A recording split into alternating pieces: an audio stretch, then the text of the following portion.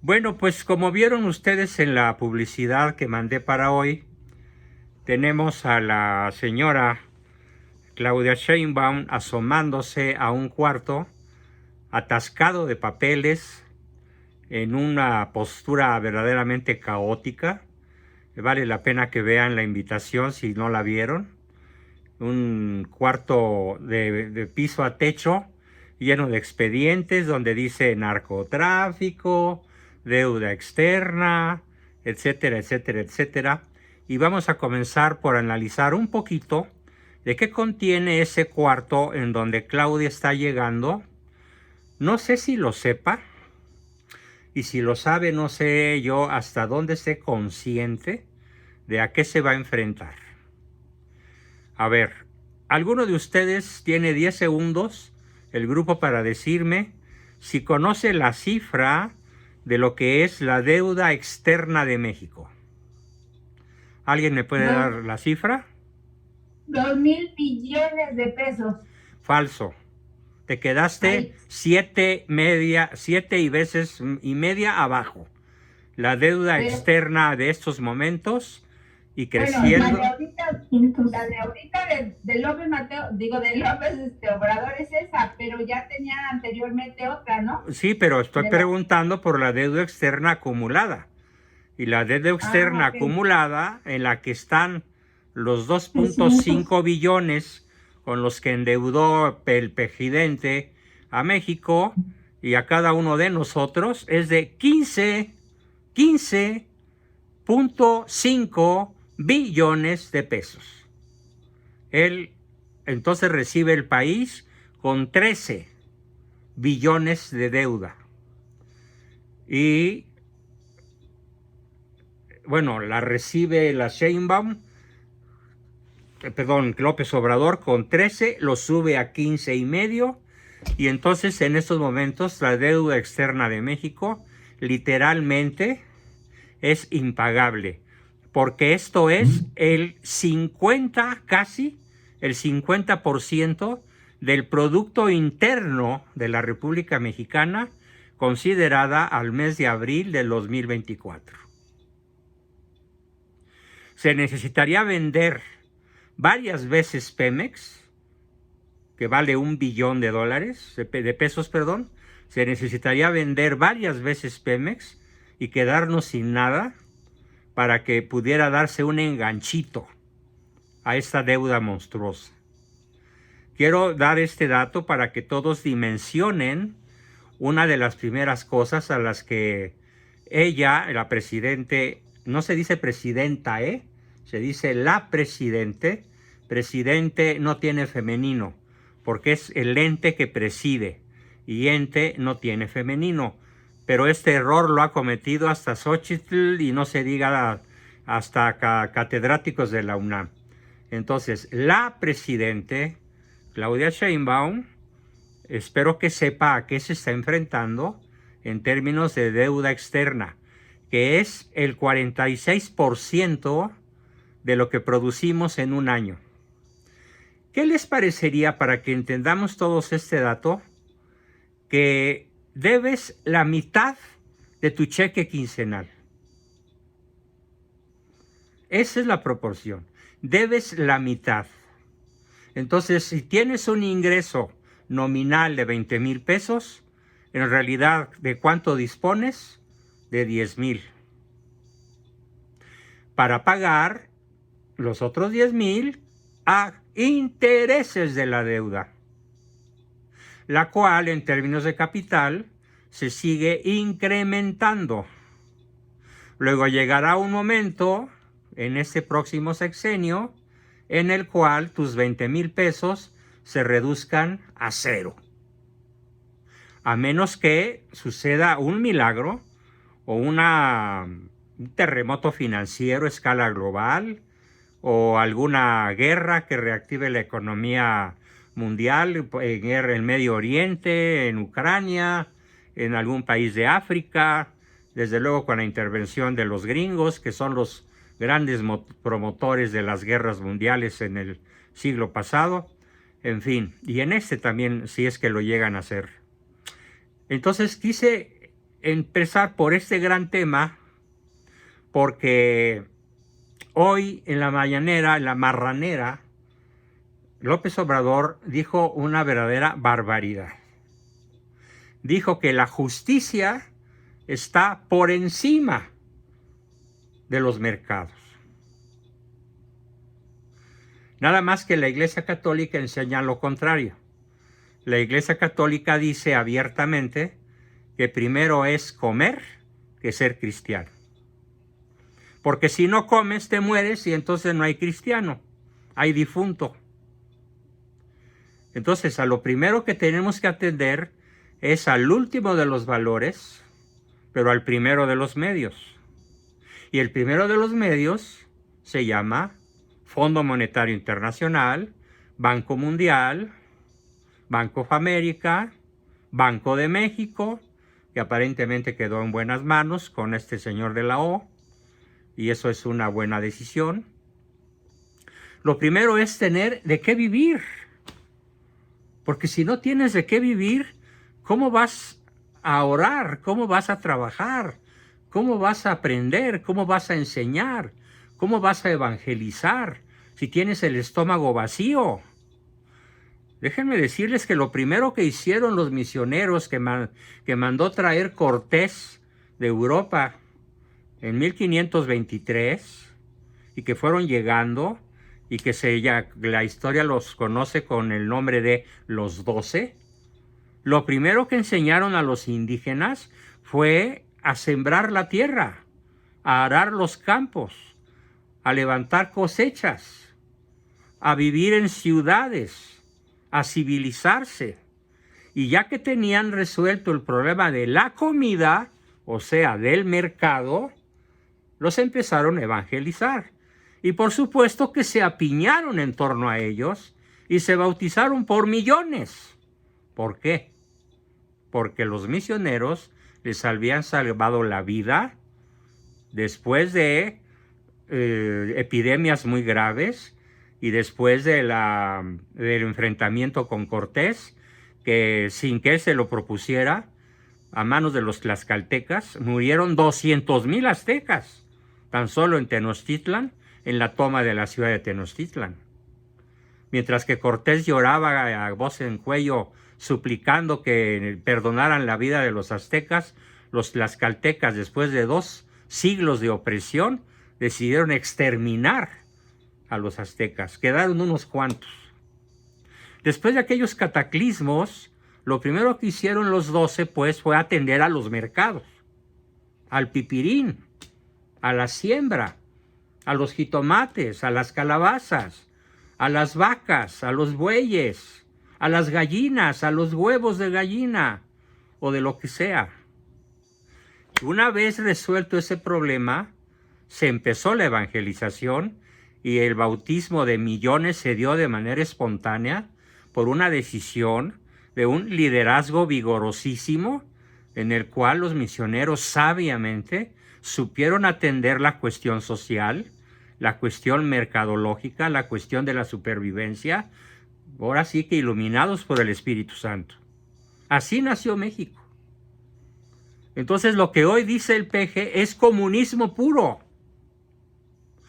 Porque él de qué está hablando al decir que la justicia es más importante que los mercados.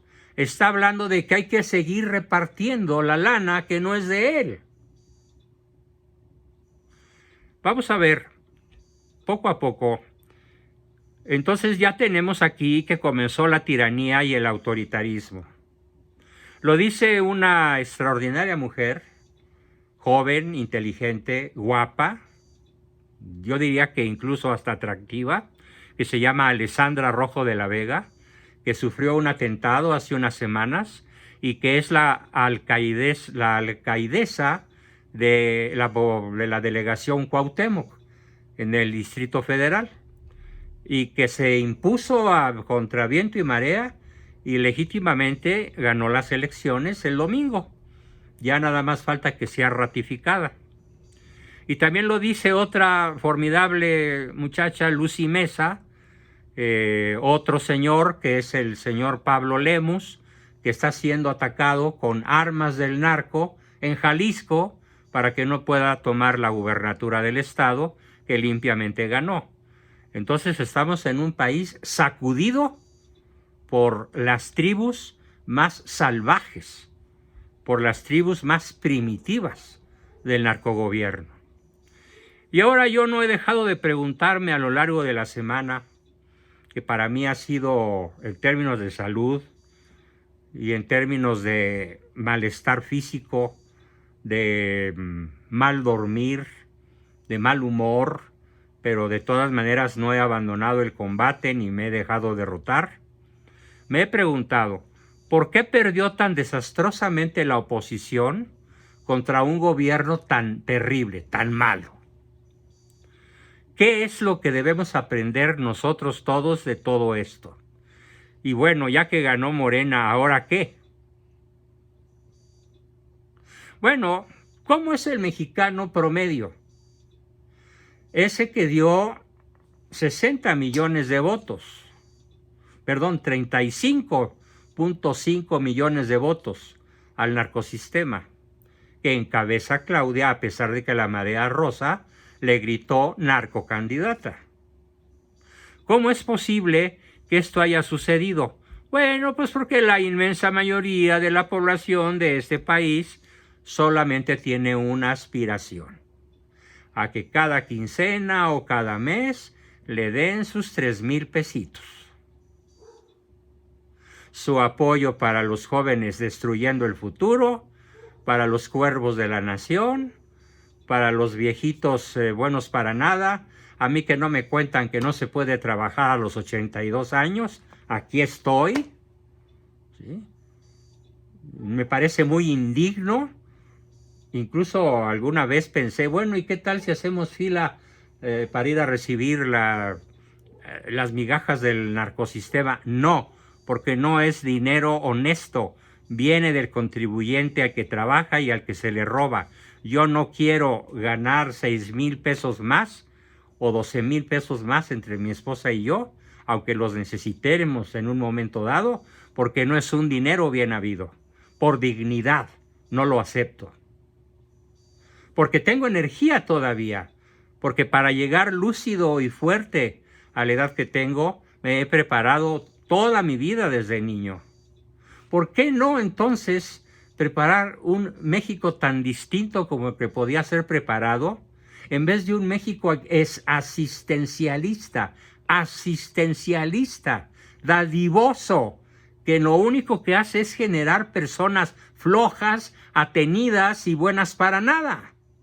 Ah, pues porque son votos seguros. Y lo estamos viendo. Lo que sucedió tiene esa primera explicación. El pensamiento entonces del mexicano promedio en su inmensa mayoría es un pensamiento dependiente, asistencialista, cortoplacista y teniendo sus 6,000 pesitos en la bolsa o muchísimo más, porque imagínense una familia de 6 miembros en donde por diversos rubros cada uno de ellos recibe gratuitamente entre 3 y 6,000 pesos. Y multiplicamos por 6 o por 5, pues entonces ya gana lo que un ejecutivo medio en una fábrica, 30,000 pesos. ¿De dónde? De los que sí trabajamos. Este es el México real. Este es el México que votó por Sheinbaum. Además, tuvo un éxito brutal, la difuminación de aquella frase del Pejelopostli, de que si gana la oposición, les van a quitar los apoyos. Y sabiendo que era mentira, la desparramó lo más que pudo, y aunque Xóchitl se desgañitó la garganta, explicando que eso no iba a suceder en el caso de que ella ganara la presidencia, no le creyeron. Le creyeron al cacas, al viejito santo de cabecita blanca.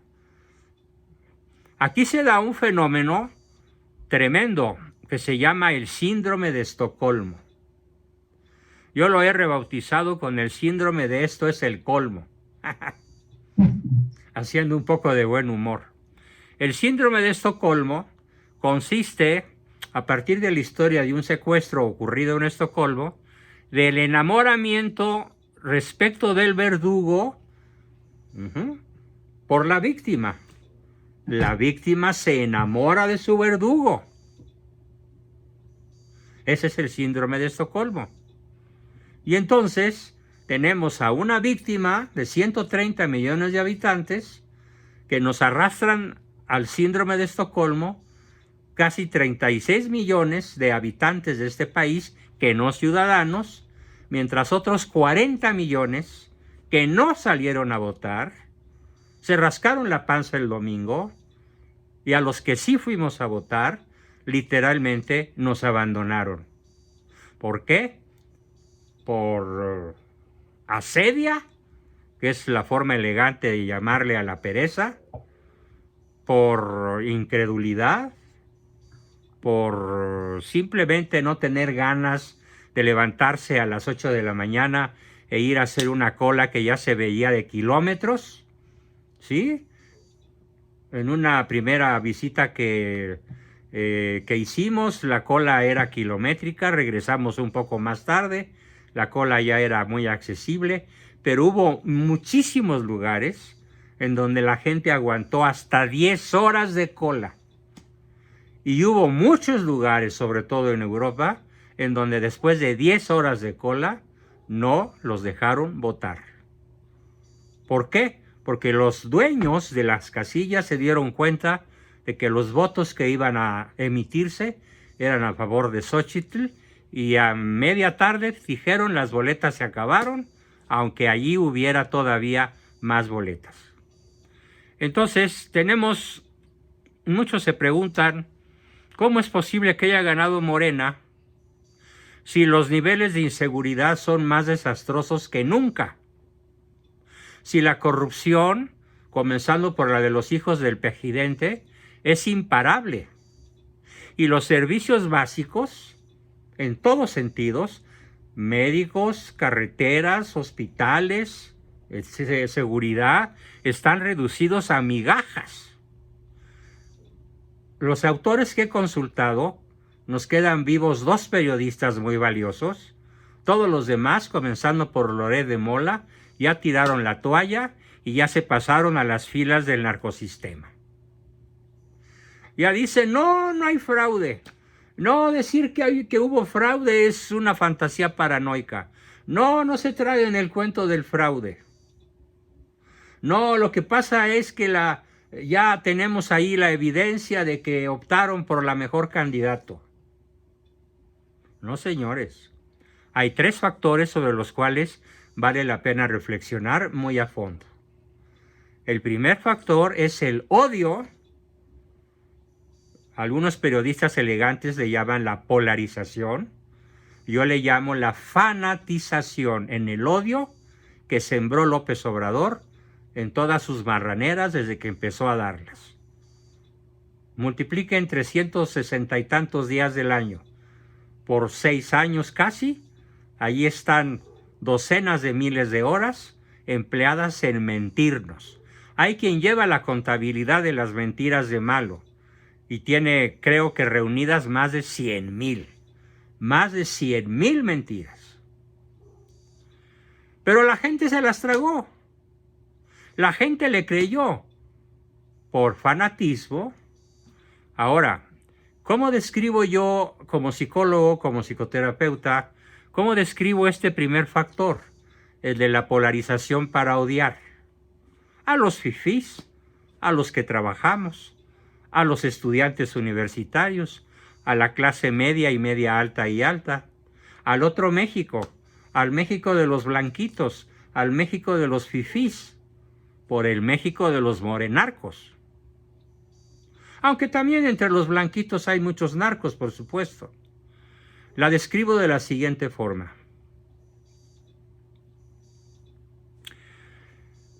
Cuando se da este fenómeno de la polarización con odio y con fanatismo, cualquier crítica contra el líder, en este caso Malo, se toma de forma personal.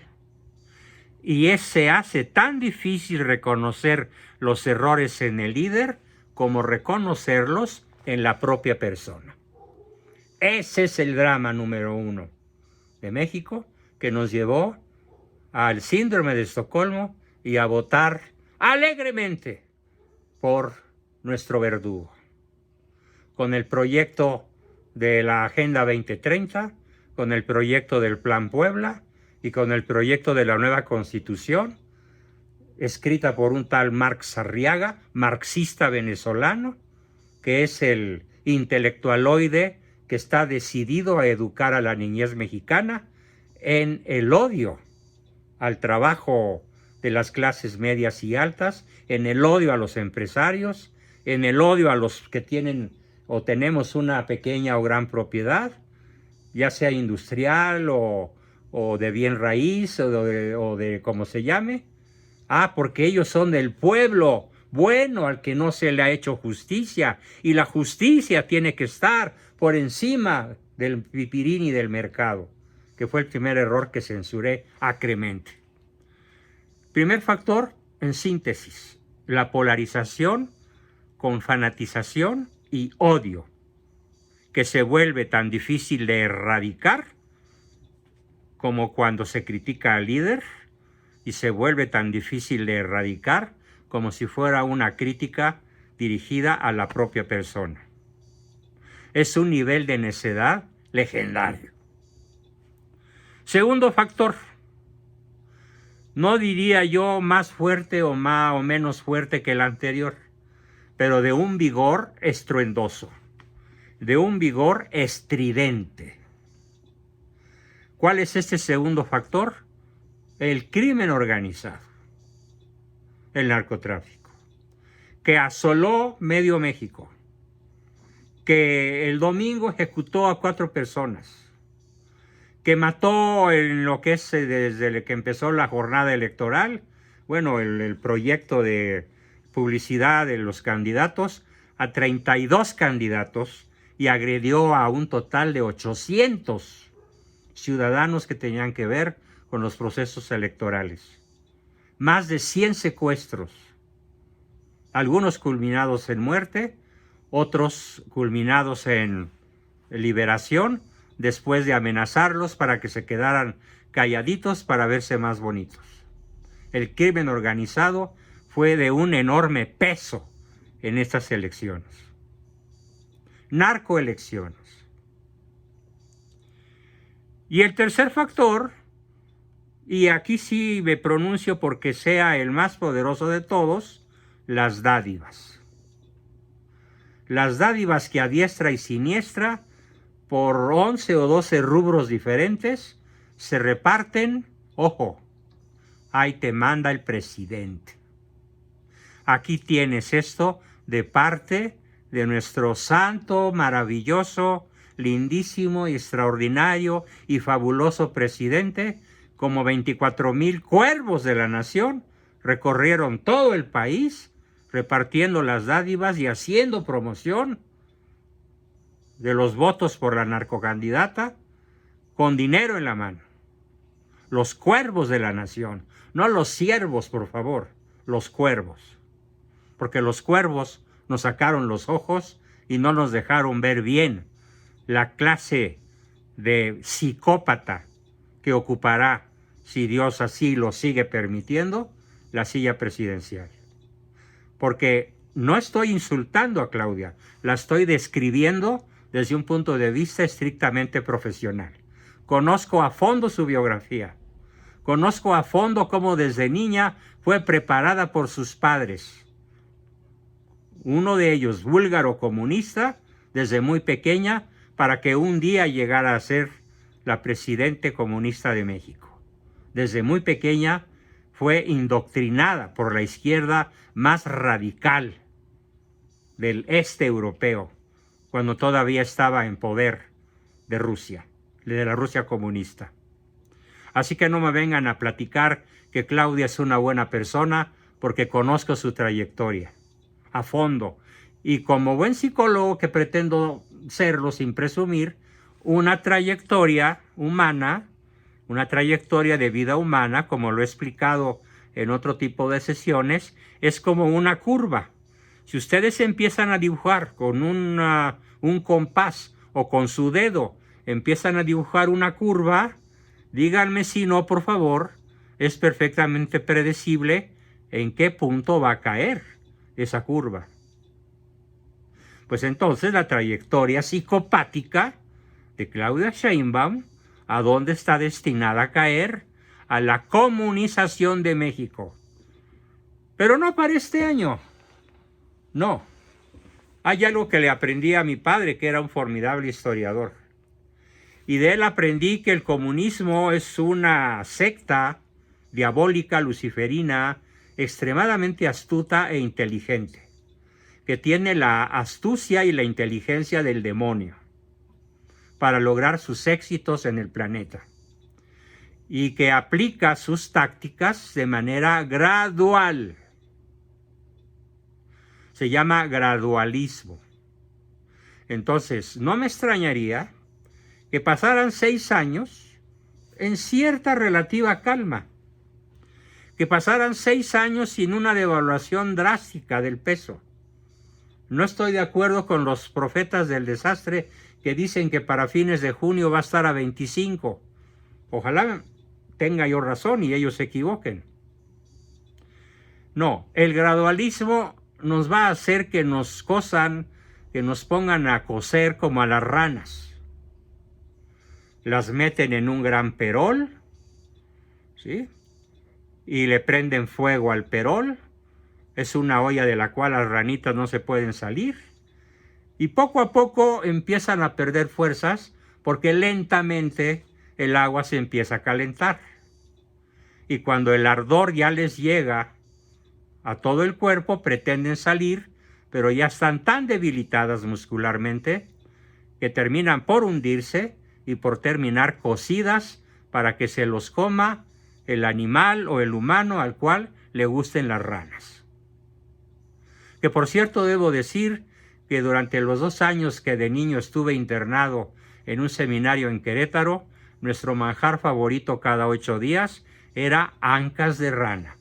Si algún día tienen la oportunidad de probarlas, son un manjar delicioso. Las ancas de la rana, no el resto del cuerpo, las patas. Desde el muslo y la pata, las ancas de rana son una delicia. Pero bueno, eso es al margen. Entonces, en resumen, 4 palabras. Polarización fanática. Dádivas indebidas y crimen organizado explican que hoy la próxima pejidenta, si es que la Virgen de Guadalupe no nos cubre con su manto o el Sagrado Corazón de Jesús no nos hace un milagro, se sentará en la silla presidencial a echar a andar de modo lento y gradual el proyecto de la Agenda 2030, por eso es 2030, para que al culminar su mandato en el 2030 podamos votar la mayoría de los mexicanos por el hijo de López Obrador, por Andy López Beltrán, al cual están preparando para que asuma la próxima presidencia del país. Bueno, qué terrible, qué bestial error sería, pero bueno, de este régimen, de este narconer régimen, no me extraña nada. En el problema de la polarización, tenemos que politiza y polariza las identidades. El chairo se vuelve orgullosamente chairo, sin aceptar la palabra, por supuesto. El fifí se vuelve orgullosamente fifí, sin aceptar el mote. Se polarizan y ambos se olvidan de la verdadera política. Tengo algo que platicarles que me ha dañado mucho en mi salud. Y es que la clase media, cuando menos 6 de cada 10 clasemedieros votaron por Sheinbaum. Terrorífico. Bueno, ¿dónde quedó la marea rosa? No fue suficiente para impedir la traición de la clase media. Con su pan se lo comerán, no hoy ni mañana, pero sí en la Agenda 2030, gradualmente, insensiblemente, como quien pone al cocimiento a las inocentes ranitas que votaron por el cocinero, porque el cocinero, según ellas, les va a salvar la vida.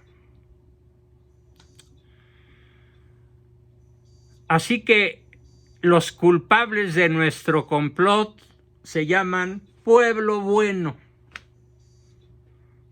Vamos a suponer que no hubo fraude. Concedamos por un momento que no hay nada de fraude, que todo está súper limpio. Vamos a suponer que no hubo caída del sistema, que la denuncia que hace una valerosa miembro, una mujer valiente, empleada de alto nivel del INE, que denuncia el fraude, que denuncia la caída por 4 horas del sistema, y lo explica muy detalladamente, y vale la pena que vean ese video que subí a todos los grupos. Vamos a suponer que ella esté mintiendo. Vamos a suponer que ella se esté equivocando. Vamos a suponer que ella esté paranoideando. Suponiendo sin conceder que no hubo fraude. Entonces tenemos algo peor que el fraude. Y algo peor que el fraude se llama traición. De todos los que votaron por un proyecto comunista a sabiendas. Porque no me digan que la clase media no sabe lo que es el comunismo. No me digan que los clasemedieros que votaron por la Sheinbaum no conocen su proyecto de constitución. Si fue uno de los libros más difundidos en los últimos, cuando menos, 2 años. No me digan que esperan que ella sea una ciudadana modelo, que clausure las megaobras del PG por inútiles y costosas y que recupere lo que pueda de ese dinero. No me digan que ella se va a enfrentar al narcotráfico y va a meter a la cárcel a los grandes capos del narcotráfico, por Dios. ¿Con qué ejército corrupto los va a enfrentar? ¿Con qué policía corrompida los va a perseguir? ¿Cómo le va a hacer? Va a tener que pactar.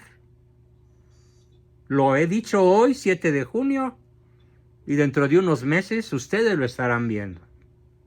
Cómo esta narcocandidata, narcoelecta, seguirá siendo una narcopresidente que va a pactar con el narco porque no tiene medios, aun suponiendo que quisiera combatirlos, no le dejó el PG hueso sano, fusil sano, con el cual combatir al crimen organizado. Otra, López, y se me quema la boca, López se dedicó a dividir a los mexicanos entre conservadores y liberales, ricos y pobres, honestos y corruptos, fifís que quieren conservar sus privilegios. ¿Saben cuántas veces dijo es que quieren conservar sus privilegios? Docenas de miles de veces. ¿Y saben cuántas veces esa expresión ha sido replicada en las redes? Centenares, por no decir que millones de veces. En Facebook, en WhatsApp, en Instagram.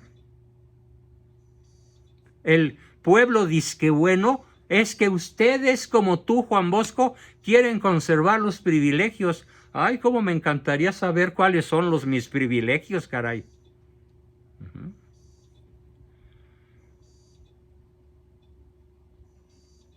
No quieren justicia.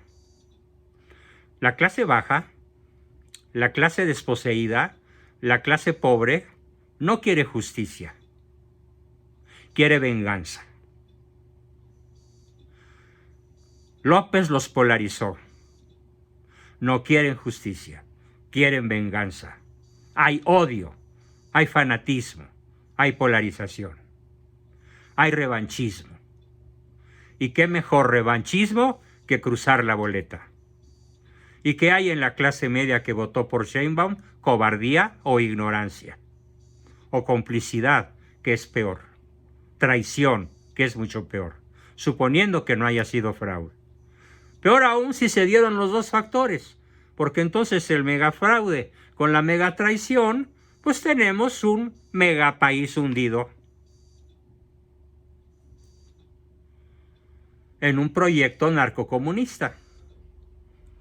Porque los países comunistas como Cuba, Venezuela y Nicaragua siguen siendo sostenidos por la economía del narco. Venezuela es una narcogobernanza. Nicaragua con Ortega es un narcogobierno.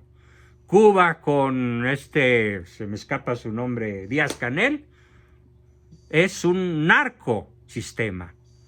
México lo ha sido crecientemente desde 1928 con el Pacto de los Generales y ahora ya está confirmadísimo como un narcogobierno. Ya no se puede combatir al crimen organizado. Los generales se vendieron al narco. La gran mayoría.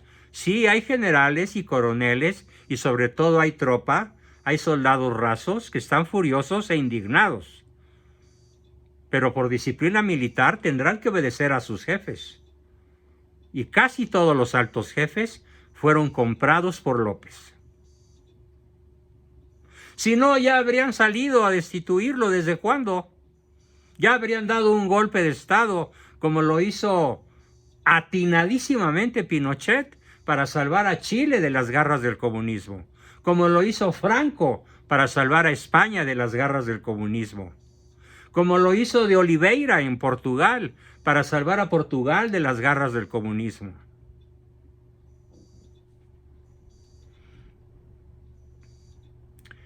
El fanatismo impide el diálogo, es otra respuesta, y convierte en sospechoso al que trata de razonar, y convierte en sospechoso a los que tenemos un pensamiento diferente. Por eso el discurso de choque y descalificación a López, lo único que provocó fue más cerrazón y fanatismo de sus seguidores. Yo decidí hace meses no volver a subir a mis redes una sola crítica directa enderezada a López. ¿Por qué? Porque me di cuenta en mis estadísticas que de la simpatía de hasta 500,000 seguidores pasé al odio de cuando menos 200,000 y al abandono de otros 200,000 y me quedaron 100. Y me llenaron de insultos. Estás criticando a una persona admirable. Estás criticando a alguien que merece un altar junto a catedral y lo tiene. En la Catedral Metropolitana de la Ciudad de México hay un altar dedicado a López y todos los días va gente a rendirle culto. Cosa inaudita. En las puertas de catedral. Bueno, no en la puerta principal después de la reja, afuerita, en la banqueta. Y si a esta cerrazón del bando pegeliano, le sumas el dinero repartido a los votantes beneficiarios de programas sociales, a las pensiones para adultos mayores, al programa de jóvenes construyendo el futuro, a las becas Benito Juárez, al programa Sembrando Vida. ¿De qué se trata todo eso? Fíjense, repito, programas sociales, adultos mayores, jóvenes construyendo el futuro, cuervos de la nación, becas Benito Juárez, Sembrando Vida. ¡Qué manera de comprar el voto! Inicua, perversa, malevolente, diabólica, plan con maña. Los hijos de la luz han demostrado en México, en este último sexenio, ser infinitamente superiores en astucia y en técnica a los pocos hijos de la luz que quedamos. Los hijos de las tinieblas nos superan en inteligencia, en astucia y desde luego brutalmente en recursos económicos. Xóchitl se enfrentó no como David a Goliat, porque David tenía una onda que resultó mortífera. Xóchitl no tenía ni siquiera una resortera. Y es que los electores que son los beneficiarios de los programas sociales representaron el 64% del voto por Claudia Sheinbaum. El 64% de los que salimos a votar. Si estos apoyos sociales, todos los que enumeré, no hubieran sido dados con tal sentido del despilfarro, porque, ¿por qué digo despilfarro? Por el incremento de la deuda externa en 2.5 billones de pesos. Este incremento bestial es el que se dedicó a la coima, al asistencialismo, a los beneficios disque sociales. En lugar de enseñar a la gente a pescar, les dieron el pescado frito y les llevaron el bocado a la boca con todo y tenedor, como si fueran niños pequeños. ¡Qué indignación y qué indignidad! Ambos conceptos a la par. Si la gente no hubiera recibido los apoyos sociales, calculan los grandes periodistas como Ricardo Alemán o el mismo Pedro, Pedro, ¿cómo se llama? Ferriz. Me bloqueé de pronto. Gracias. Si los programas sociales no se hubieran desparramado de esta forma, ellos plantean un panorama electoral de un 47% para Gálvez y un 36% de Sheinbaum, datos que ambos publican en el Financiero de ayer. Entonces, lo principal fue fanatizarlos, después mantenerlos. Yo recuerdo el día que yo cumplí 11 años, el día que cumplí 6 años. Me hice algo indebido y mi papá me lanzó una regañada que contenía esta frase: ¿eres tan inútil que aspiras a que te mantenga el gobierno? No, papá, no, perdón, y ya hice lo que tenía que hacer. Desde los 6 años se oía aquella expresión de que si eres tan inútil o tan flojo que te mantenga el gobierno. Y créanme, juré que a mí el gobierno jamás me iba a mantener. Por ningún motivo, y lo he logrado, gracias a Dios. Entonces, fanatizarlos, mantenerlos y amedrentarlos. Anoten por favor estos 3 verbos.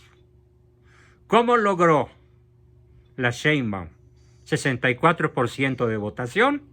Con amedrentación, mantenimiento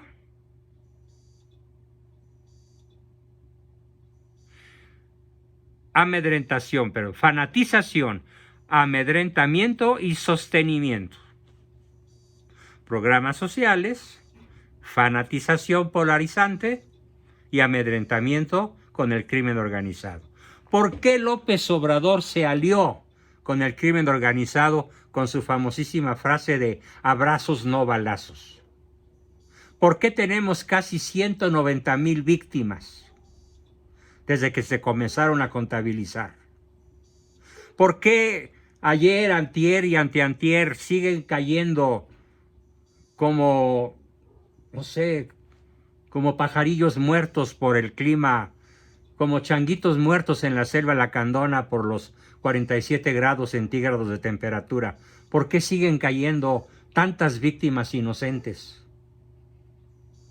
Por la fanatización, el amedrentamiento y el mantenimiento de la población en casi su totalidad. Y si a esto le sumamos personajes tan impresentables como Alito Moreno o como Marco Cortés, pues entonces ya tenemos juntas todas las causas perfectas del desastre. Pensaba que iba a lograr terminar los 30 puntos que coleccioné de aquí a allá y acullá sobre las causas de este estado de casi coma en el que tenemos a la República Mexicana, pero me quedé con muchas causas todavía en el tintero, pero las veremos en otra ocasión. Por ahora, debido al agotamiento físico y mental al cual estoy enfrentando, les ruego comenzar con sus preguntas, aportaciones y comentarios para yo poder respirar un ratito. ¿Quién quiere comenzar? Adelante.